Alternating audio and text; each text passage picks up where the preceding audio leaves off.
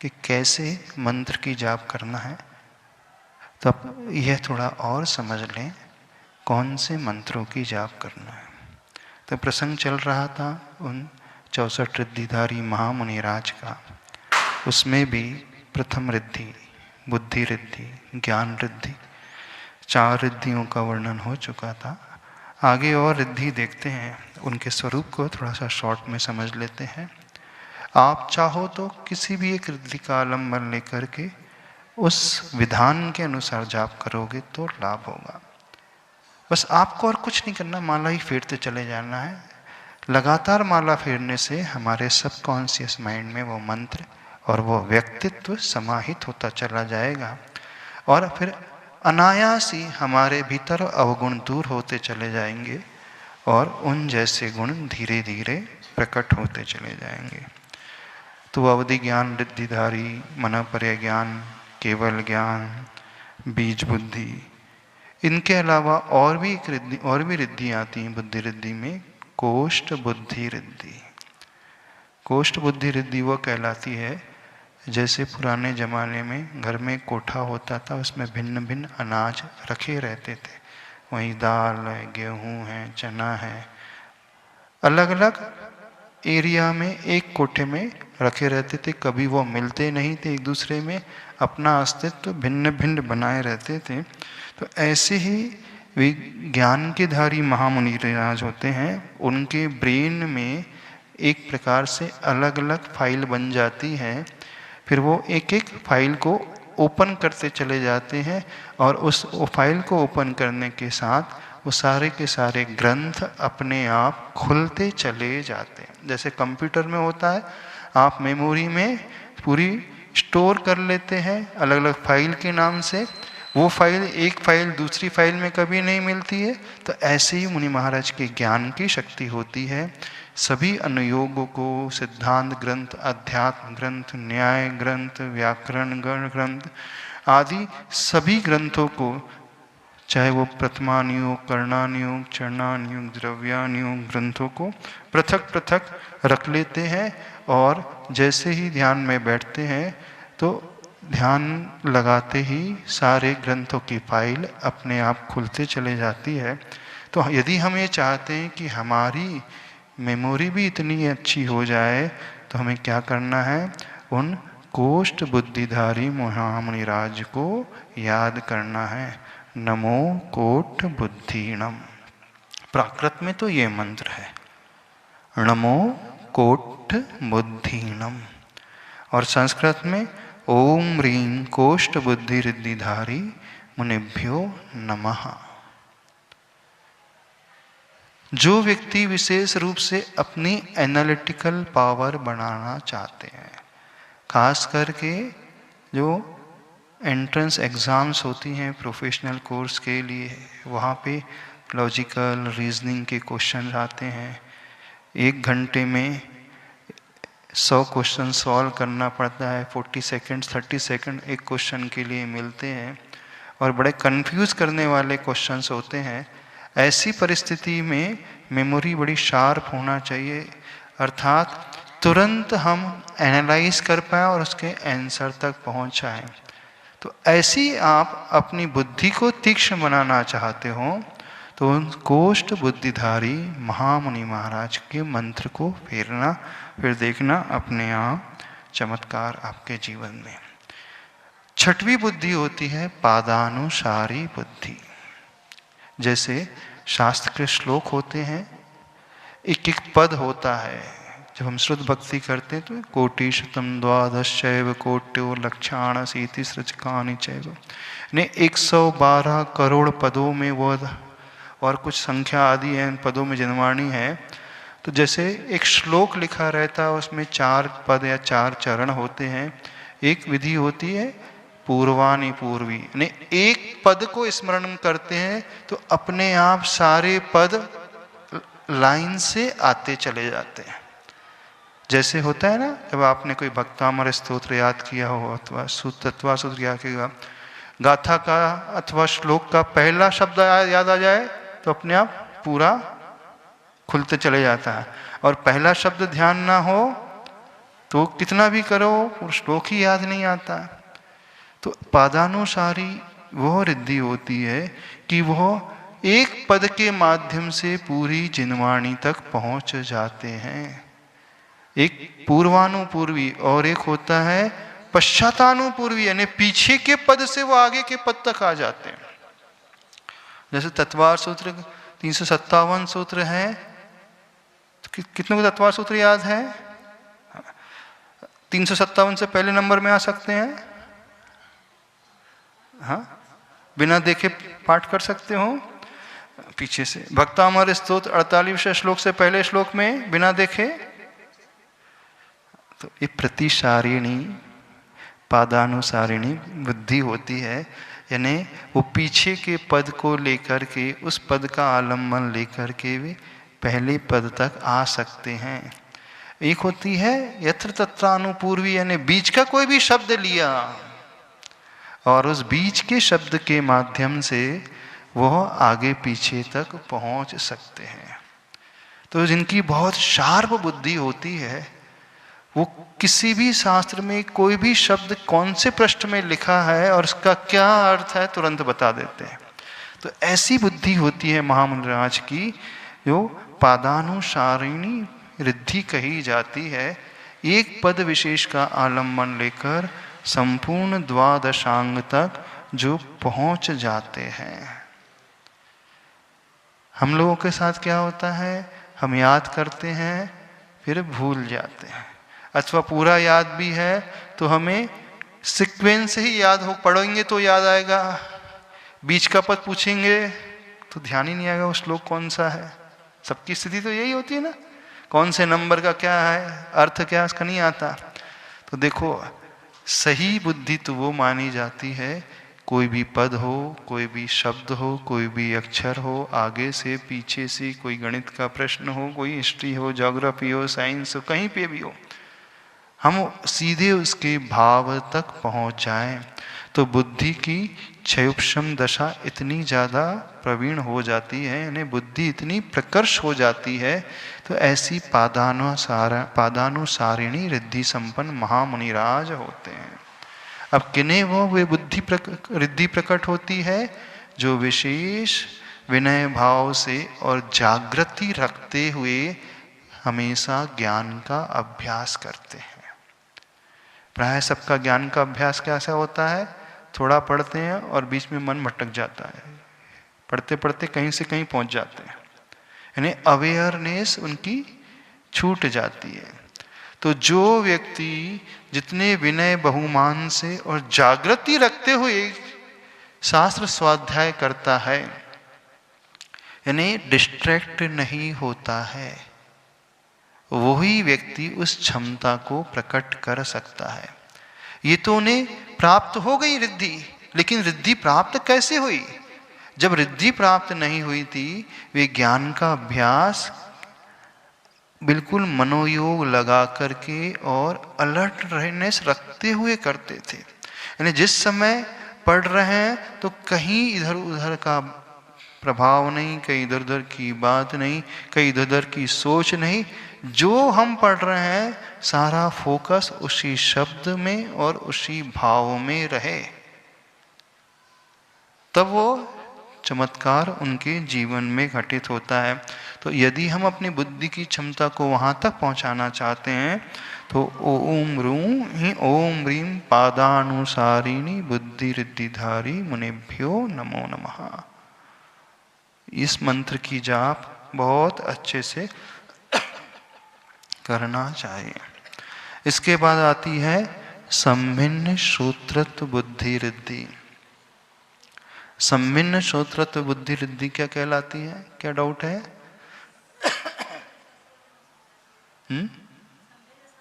हाँ, सम्भिन्न संश्रोत्रत्व। मान लीजिए किसी सभा में 1000 लोग बैठे हैं और 1000 लोग प्रश्न कर रहे हैं एक साथ, तो हमें समझ में आएगा? नहीं आएगा ना।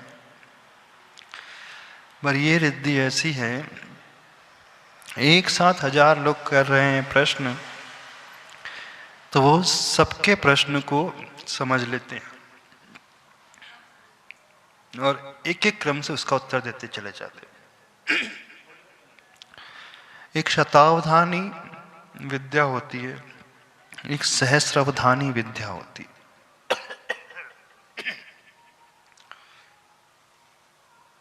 शतावधानी क्या कहलाती है? कोई व्यक्ति सभा में 100 लोगों के प्रश्न सुन रहा है, उसने सुना, आपने ये प्रश्न किया, आपने किया, आपने किया, सबके प्रश्न उसने एक साथ सुन लिए, क्रम से सुने 100 लोगों के। जब सबके प्रश्न पूरे हो गए, अब वो क्रम से उत्तर देना शुरू कर देता है। यानी उसकी बुद्धि इतनी तीक्ष्ण हो जाती है कि 100 प्रश्न उसे एकदम याद हो गए हैं और वो व्यक्ति विशेष ने जिसने पूछा है उसे भी याद करना, हाँ आपने ये प्रश्न पूछा था, आपके प्रश्न का उत्तर ये है, दूसरे ने ये पूछा था, तीसरे थे, ऐसे 100 लोग। तो एक कला कहलाती है शतावधानी, ने शत अवधान, यानी 100 लोगों की ओर उसका ध्यान आ जाता है। एक होती है उससे बढ़कर के सहस्रावधानी, यानी सहस्र यानी 1000 लोग प्रश्न करें तो 1000 लोगों को प्रश्न को एक साथ सुन करके वो क्रमशः एक एक का उत्तर देने वाले होते हैं। तो ये रिद्धि ऐसी होती है जैसे चक्रवर्ती की सेना 12 योजन लंबी 9 योजन चौड़ी, उस चक्रवर्ती की सेना में करोड़ों योद्धा आदि रहते हैं, हाथी हैं, घोड़े हैं, बैल हैं, मनुष्य आदि हैं। उन सबके शब्द को एक साथ सुन लेते हैं और एक एक के पृथक पृथक पहचान भी जाते हैं कि इसने ये कहा, इसने क्या, उसका उत्तर भी दे देते हैं। तो ये संभिन्न यानी भिन्नता अलग अलग जहाँ हो जाती है, संस्रोत्रत्व यानी सुन करके जो उत्तर दे देते हैं। आज वर्तमान में कहा जाता है मल्टीटास्किंग। मल्टीटास्किंग मीन्स एक साथ कई कार्य करना, लेकिन सामान्य व्यक्ति के बस की बात है ही नहीं कि एक साथ वो सुन भी रहा है, इसकी बात भी सुन रहा है, उसकी बात भी सुन रहा है, सुन भी रहा है, देख भी रहा है। जैसे आप मोबाइल देख भी रहे हो, तत्वार सूत्र भी सुनते हो और हाथ से माला भी चल रही है। कुछ लोग कहते हैं ना बहुत विद्वान होते हैं, बुजुर्ग महिलाएं होती क्या है, उनका नियम है तत्वार सूत्र का पाठ सुनना है, रोज भक्तांबर का पाठ सुनना है, नमोकार की जाप भी देना है, भगवान का अभिषेक भी देना है और सामायिक भी करना है। तो कैसे करते हैं, हाँ भैया हमें तत्वार सूत्र सुना दो, एक कान से तत्वार सूत्र सुन रहे हैं, दूसरे के पास को पढ़ लिया, हाँ भक्तांबर सुना दो, हाथ में नमोकार मंत्र की माला चल रही है और सामने आंखों से अभिषेक देख रहे हैं। एक साथ कितने कार्य हो रहे हैं, 4। क्या गजब की क्षमता है ना? कितना अच्छा उपयोग लगा रहे हैं वो, तत्वार सूत्र भी, भक्तामर भी, नमोकार की जाप भी और भगवान का अभिषेक भी होता है ना। मल्टीटास्किंग, क्या गजब की कला है। एक साथ बहुत सारे कार्य, एक साथ बहुत सारे कार्य होते ही नहीं कभी, क्योंकि एक समय में हमारा एक ही योग होता है, मनोयोग, वचन योग, काय योग। एक समय में सामान्य व्यक्ति एक ही कार्य कर सकता है, बहुत सारे कार्य वो कर ही नहीं सकता। लेकिन एक विशेष रिद्धि होती है संभिन्न सूत्रत्व रिद्धि। वो रिद्धि ऐसी होती है कि हजारों नहीं, लाखों नहीं, करोड़ों लोग एक साथ कुछ कह रहे हैं तो वो सबकी ध्वनि, सबके शब्द को सुन करके पृथक पृथक भिन्न भिन्न सबको बता देंगे कि आपने ये कहा, आपने ये कहा, और उसका उत्तर भी दे देते हैं। ये रिद्धि होती है, इस सामान्य व्यक्ति के बस की बात नहीं, सामान्य व्यक्ति कोई नहीं कर सकता। लेकिन महा वो मुनिराज होते हैं जो ऐसी साधना करने वाले होते हैं, उन्हें ये रिद्धि प्रकट होती है। तो ये उनके ज्ञान की विशेषता है, और ज्ञान की विशेषता तो बाद में ये उनकी तप और साधना की विशेषता है, जिस तप और साधना के फलस्वरूप ऐसी संभिन्न श्रोत्रत्व रिद्धि जिन्हें प्रकट हो गई। अब दुनिया को बड़ा आश्चर्य लगेगा, दुनिया वाले कहेंगे ऐसा तो संभव ही नहीं है। हाँ, सामान्य व्यक्ति के लिए संभव नहीं है, लेकिन कुछ ऐसे एक्स्ट्रा टैलेंटेड बच्चे भी देखे गए हैं जो 5 साल की उम्र में, 3 साल की उम्र में हजारों श्लोक प्रमाण संस्कृत के कोई ग्रंथ को कंठस्थ कर लेते हैं। जिनका Guinness book of world record में नाम आ जाता है। ऐसे अद्भुत से अद्भुत अपने बुद्धि का प्रयोग करने वाले बच्चे भी पाए जाते हैं। जैसे कहा शतावधानी अथवा सहस्रावधानी, तो एक विशेषता होती है, प्रायः मनुष्य अपने ब्रेन का हार्डली 2% से भी कम उपयोग करता है। जब आइंस्टीन एक्सपायर हुए तो उनका ब्रेन खोल करके देखा गया, रिसर्च किया गया कि आखिर उनका ब्रेन कितना काम करता था। जो सबसे बड़े साइंटिस्ट माने जाते थे, इतने सारे उन्होंने इन्वेंशन किए, तो बोले हार्डली 2 से 3% उन्होंने अपने ब्रेन का उपयोग किया था। तो सामान्य व्यक्ति तो 1% भी अपने ब्रेन का उपयोग नहीं करता।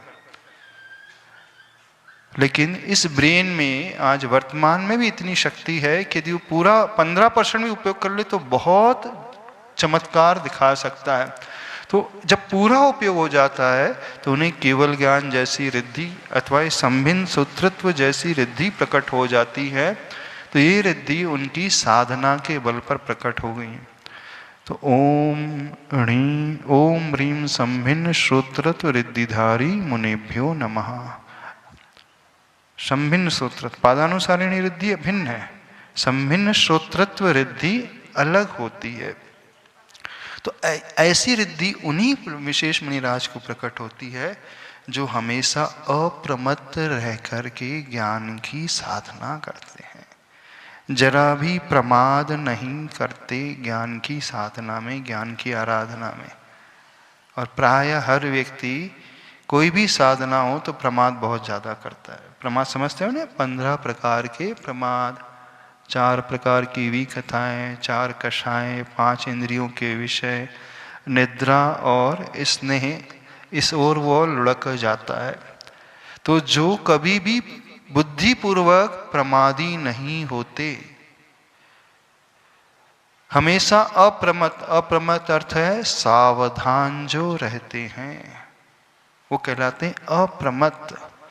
और प्रमत्त का अर्थ है प्रमादी हो जाना। प्रमादी का अर्थ मात्र आलस लेना नहीं, निद्रा में आना वही प्रमाद नहीं होता है। प्रमाद का अर्थ जब कोई व्यक्ति 4 कषायों से प्रभावित हो जाता है, क्रोध मान माया लोभ, अथवा उसकी दृष्टि 4 प्रकार की विकथाओं की ओर चली जाती है, भोजन कथा, स्त्री कथा आदि, राजकथा, चोर कथा, अथवा पंचेंद्री के विषयों की ओर जिसका आकर्षण बढ़ने लगता है, ज़्यादा राग से प्रभावित होने लगता है, स्नेह से प्रभावित होने लगता है, तो वो प्रमादी कहलाता है। तो जो कभी प्रमाद की ओर नहीं लुढ़कते, अप्रमादी रहते हैं, ऐसे ही महामुनिराज को वह रिद्धि प्रकट होती है। उसके बाद 8वें नंबर की आती है रिद्धि दूरास्वादित्व बुद्धि रिद्धि। दूरास्वादित्व बुद्धि रिद्धि क्या कहलाती है?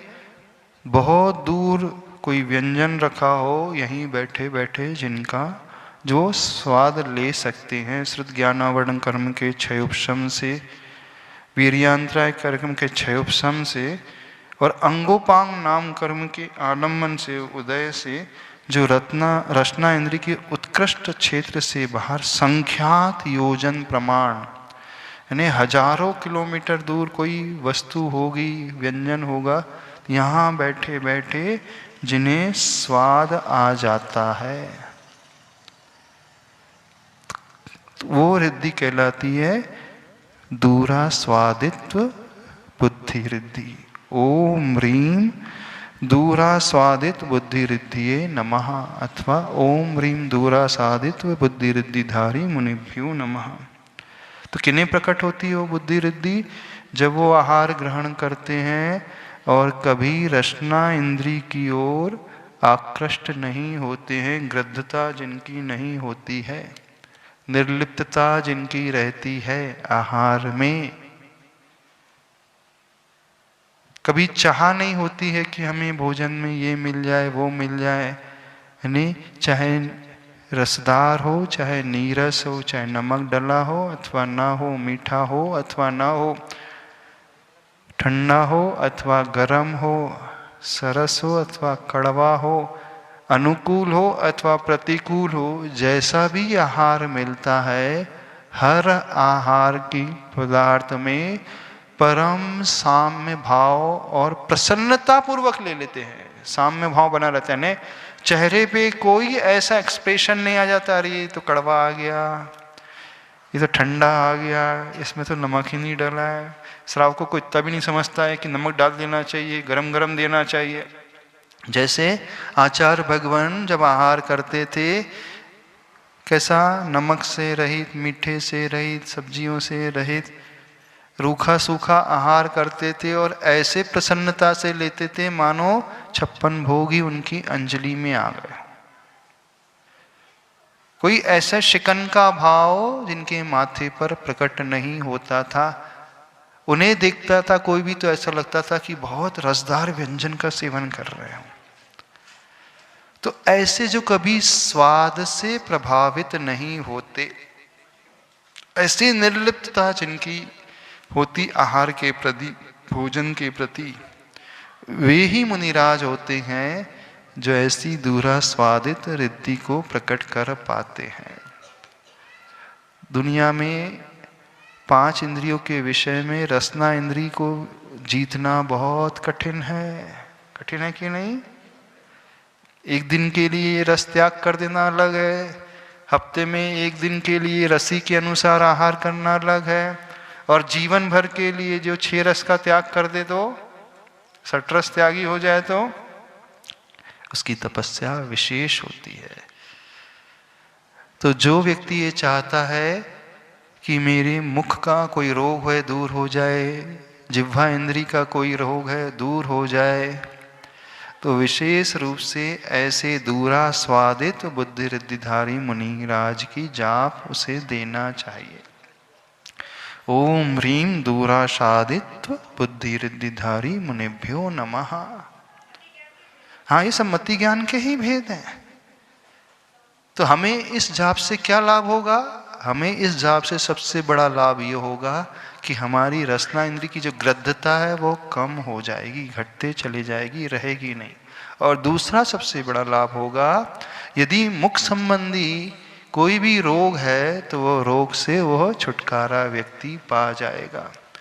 जिन्हें मुख में कोई रस आदि नहीं बनता है तो अपने आप रस बनने लगेगा। तो क्या करना है? ऐसे रिद्धिधारी मुनिराज की जाप देना है। उन्होंने तो इस गुण को प्रकट कर लिया, लेकिन इस माध्यम से हम अपने भीतर वो तृष्णा को शांत कर सकते हैं। ऐसी दूसरी रिद्धि आती है दूरा स्वादित के बाद दूर श्रवणत्व बुद्धि रिद्धि, दूर घ्राणत्व बुद्धि रिद्धि, दूर स्पर्शत्व बुद्धि रिद्धि और दूर दर्शित बुद्धि रिद्धि। यानी 5 इंद्रियों को हम एक सीमा तक देख सकते हैं, एक सीमा तक के शब्द को सुन सकते हैं, एक सीमा तक के सुगंध अथवा दुर्गंध को ले सकते हैं, एक सीमा तक वस्तु को स्पर्श कर सकते हैं। लेकिन जो दूरदर्शित बुद्धि रिद्धिधारी होते हैं, वो असंख्यात योजन दूर कोई व्यक्ति हो तो यहाँ बैठे बैठे वो देख लेते हैं। ऐसी रिद्धि होती है। तो ये रिद्धि किन्हें प्रकट होती है? ये रिद्धि उन मुनिराज को प्रकट होती जो कभी अपने आंखों का दुरुपयोग नहीं करते, इन आंखों से किसी की कमी को नहीं देखते, गलत दृश्य को नहीं देखते, इन आंखों से सतरंगी संसार को देखने में जिनकी उत्सुकता नहीं होती है। तो जिन्हें आंखों का रोग है वो इन महामुनिराज की जाप दिया करे। ओम ह्रीम नमो दूरदर्शित बुद्धि रिद्धिधारी मुनिभ्यो नमः। आंखों के रोग में शांति होगी और ये रिद्धि उन्हीं मुनिराज को प्रकट होती है।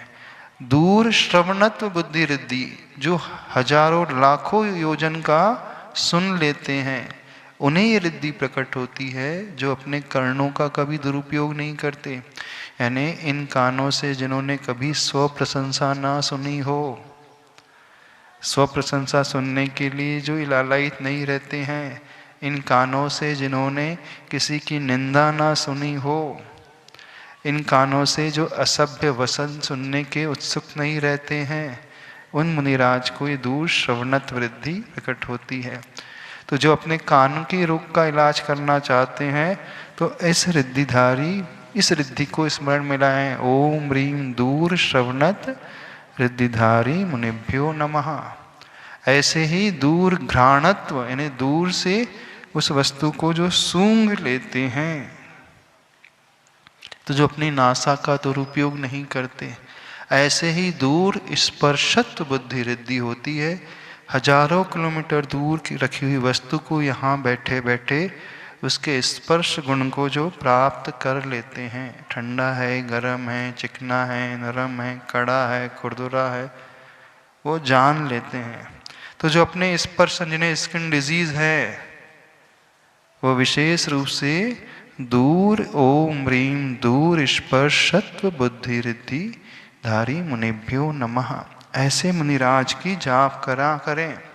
कहने का अभिप्राय है, जो पांचों इंद्रियों के विषयों की ओर अपनी दृष्टि कभी नहीं लाते, यानी जिन्होंने पूर्व अवस्था में पंचेंद्रिय विजय की साधना की है, पंचेंद्रिय के विषयों से जो प्रभावित नहीं होते, उन्हें ही ये 5 इंद्रियां संबंधी विशेष रिद्धियां प्रकट होती है। ऐसी साधना आचार्य भगवान कहते थे, जिनकी दृष्टि हमेशा नीचे की ओर रहती, जो हमेशा इरियापस से चलते, देख करके चलते, किसी जीव का घात नहीं करते अपने हाथों से, पैरों से, शरीर से, उन्हें ही ये दूर घ्राणत्व, दूर स्पर्शत, दूर दर्शित, दूर श्रवणत्व आदि रिद्धि प्रकट होती हैं।